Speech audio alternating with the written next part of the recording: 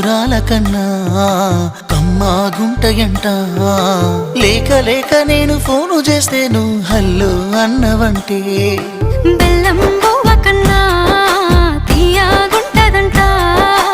ఎన్నడూ నాడు ఫోను చేసే బాగున్నావన్నవంటే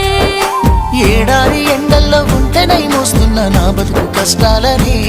పిల్లని చెయ్యి పట్టాలని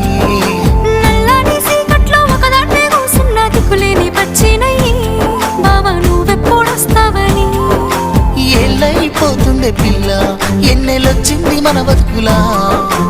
ఏలైపోతుండే పిల్ల ఏలు వట్టంగా వస్తున్నాగా ఇన్నాళ్ళ ఎడబాటు ఎడవాసిపోతుందిలే ఈ సీనయ్య గుంటున్నదే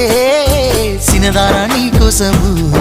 ఈ దూరాన్ని చెరుపుతూ తీరాల తెగిరింది అందా